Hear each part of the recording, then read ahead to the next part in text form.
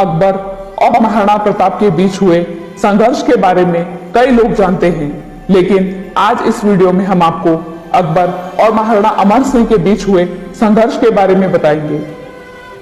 1597 ईस्वी में वीर शिरोमणि महाराणा प्रताप का देहांत हुआ। उनके बाद मेवाड़ की राजगद्दी पर महाराणा अमर सिंह विराजमान हुए। महाराणा अमर सिंह ने मेवाड़ को मजबूती प्रदान की और उसके बाद मेवाड़ के बाहर तैनात मुगल थानों पर आक्रमण करना शुरू कर दिया। महाराणा अमर सिंह ने गुजरात, सिरोंज और मालपुरा के मुगल थानों पर आक्रमण किया।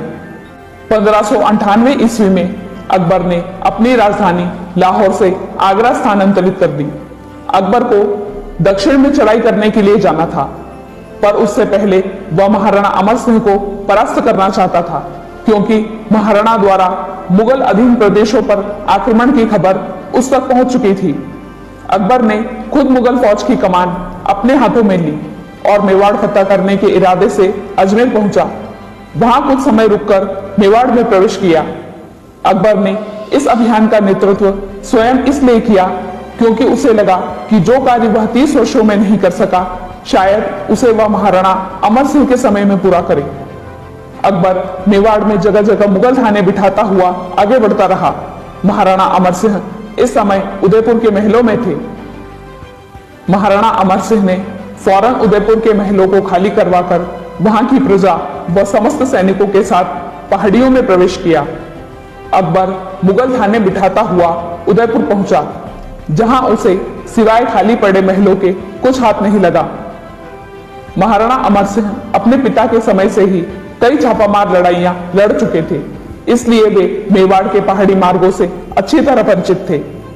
प्रजा की सुरक्षा तय करने के बाद महाराणा अमर सिंह मेवाड़ी फौज और भीलों की फौजी टुकड़ियों के साथ पहाड़ियों से निकले और उदयपुर के अलावा जितने भी मुगल थाने अकबर ने बिठाए, उन सभी पर तेजी से आक्रमण करते हुए एक हफ्ते के अंदर सारे मुगल थाने उखाड़ फेंके। अकबर उदयपुर में था तब उसे खबर मिली कि दक्षिण भारत में मुगलों के खिलाफ बगावत हो गई। अकबर ने उदयपुर में मुगल थाना बिठाकर दक्षिण में कूच किया। महाराणा अमर सिंह ने उदयपुर के महलों में तैनात मुगलों को मार भगाकर अधिकार स्थापित किया। इस घटना के बाद अकबर ने मेवाड़ पर फौजें जरूर भेजी, लेकिन खुद जीते जी कभी मेवाड़ नहीं आया। सितंबर 1599 ईस्वी में अकबर ने अपने बेटे सलीम को अजमेर का सूबेदार बनाकर महाराणा अमर सिंह के विरुद्ध सेना देकर रवाना किया। सलीम भारी भरकम फौज सहित अजमेर पहुंचा। अकबर जानता था कि मेवाड़ जैसी भूमि पर हमला करने के लिए केवल नौसिखिए सलीम को भेजना खतरे से खाली नहीं होगा। इन दिनों आमेर के राजा मान सिंह कछवाहा बंगाल अभियान से समय निकलकर आगरा आए, जहां से अकबर ने उनको सलीम का साथ देने के लिए अजमेर भेज दिया। राजा मान सिंह एक फौज सहित अजमेर पहुंचे। सलीम अजमेर में था, परंतु उसका मन मेवाड़ पर आक्रमण करने का नहीं था। वह हिंदुस्तान का बादशाह बनने का ख्वाब देख रहा था। उसके पिता को मुगल साम्राज्य पर राज करते हुए 43 वर्ष बीत चुके थे। सलीम मेवाड़ पर आक्रमण करने के बजाय अजमेर में ही इधर उधर घूमता रहा। यह खबर दक्षिण में अकबर के पास पहुंची, तो अकबर ने सलीम को समझाने के लिए मीर अबुल हई को अजमेर भेजा, परंतु सलीम ने समझने की बजाय शराब और भोग विलास में दिन बिताना बेहतर समझा। फिर अकबर ने एक और दूत भेजकर सलीम को चेतावनी दी, जिसके बाद सलीम के होश ठिकाने आए और उसने अपनी फौज दुरुस्त की।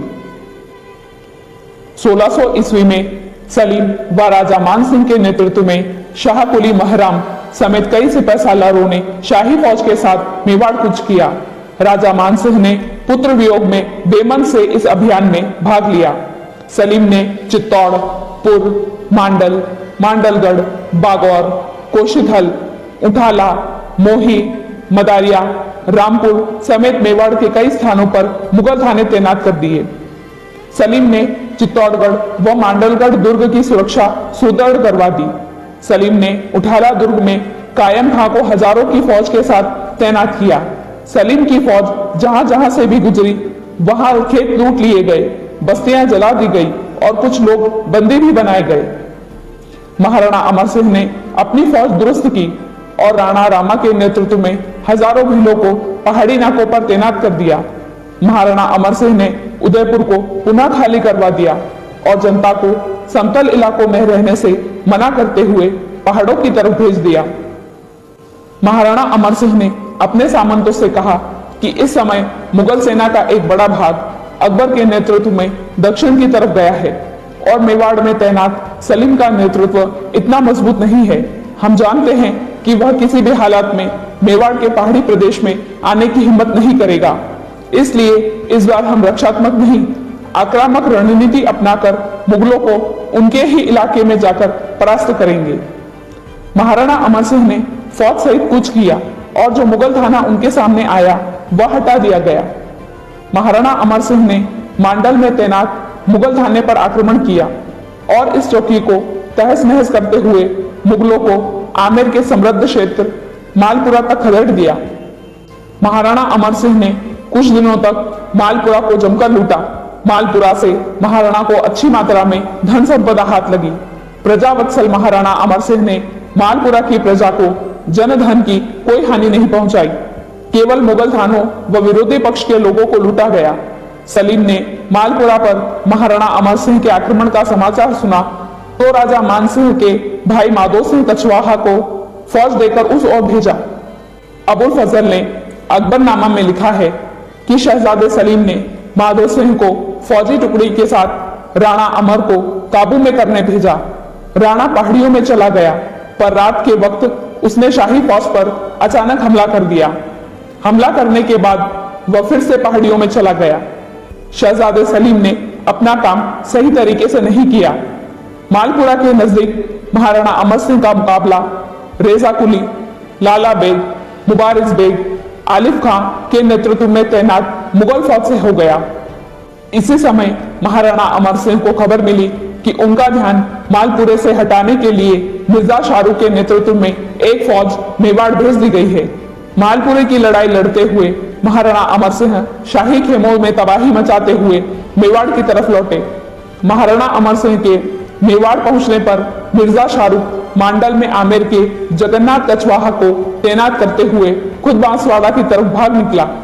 फिर महाराणा अमर सिंह ने बागौर और रामपुरा के मुगल थानों पर विजय प्राप्त करके सलीम के सैन्य अभियान को बुरी तरह असफल कर दिया। इस प्रकार महाराणा अमर सिंह जी ने सिद्ध कर दिया कि वे एक महान पिता की महान संतान थे, जिन्होंने अकबर को मरते दम तक उसके उद्देश्य में सफल नहीं होने दिया। हम नमन करते हैं महाराणा अमर सिंह जी के पराक्रम को।